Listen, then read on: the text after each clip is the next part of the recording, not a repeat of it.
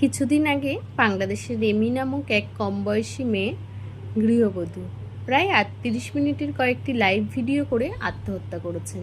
যে সমস্ত মানসিক স্বাস্থ্য বিশেষজ্ঞ ভিডিওটি দেখেছেন তারা প্রত্যেকেই মেয়েটিকে বাইপোলার ডিসঅর্ডার বলেছেন। বাইপোলার ডিসঅর্ডারকে আগে মানসিক ডিপ্রেশন বলা হতো, কিন্তু এখন এটিকে বেশ কয়েকটা আলাদা আলাদা ভাগে ভাগ করে বিভিন্ন নামে শনাক্ত করা গেছে। বাইপোলার ডিসঅর্ডারে আত্মহননের সম্ভাবনা মাত্র ৬%, যদিও এই রোগের ৪০% মানুষই কোনো না কোনোভাবে নিজেকে শারীরিক অথবা মানসিক আঘাত করে থাকেন। এইবার বিষয় হলো, মেয়েটি তার ৩৮ মিনিটের ভিডিওতে প্রায় গোটাটি জুড়েই তার পরিবারকে দায়ী করে গেছেন, সঙ্গে মা বাবাকেও। তারই মাঝে তিনি সাজছেন, কখনো হাসছেন, কখনো কাঁদছেন। এই ৩৮ মিনিটের ভিডিওতে বহু মানুষ তাকে দেখেছেন, কিন্তু প্রশ্ন হলো, একজনও কি কেউ ছিলেন না যে এই সময়ের মধ্যে তাকে ধাতস্থ করতে পারত, কোনো রকমে আটকে দিতে পারত এই বিপর্যয়টা? হয়তো কেউই ছিল না।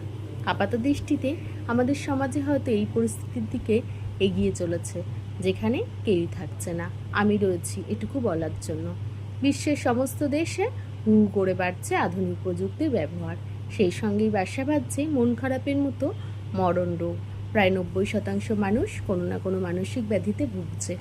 অতিরিক্ত ব্যাধিতে প্রায় ২৫ থেকে ৩০% সুইসাইডাল মেন্টালিটি নিয়ে ঘোরে।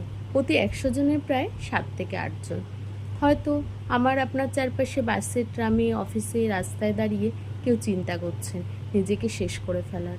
সুইসাইড কোনো বাহাদুরি নয়, এটাকে গ্লোরিফাই করার কিছু নেই, কিন্তু ঠিক কোন পরিস্থিতিতে দাঁড়িয়ে মানুষ যাবতীয় সমস্যার অবসান ঘটায় নিজেকে শেষ করে, তাও বোধহয় বলা কঠিন। এখান পর্যন্ত পৌঁছানোর আগে মানুষকে ফিরিয়ে আনুন। বন্ধু বান্ধব, পরিবার পরিজন, আত্মীয় সবার ক্ষেত্রে এই উদ্যোগটা আমাদের নিতেই হবে। মানুষের অসময়ে তার কাঁধে হাত রেখে আমি আছি বলে ভরসা দিন। আমরা কেউ ভালো নেই, কিন্তু তারপরেও অন্যকে ভালো রাখার এইটুকু প্রয়াস আমাদের করতেই হবে। মানুষের পাশে থেকে এইটুকু বুঝিয়ে দেওয়ার ক্ষমতা অর্জন করতে হবে যে আসলেই মানুষের বিপদে মানুষের থেকে বড় বন্ধু আর কেউই নেই।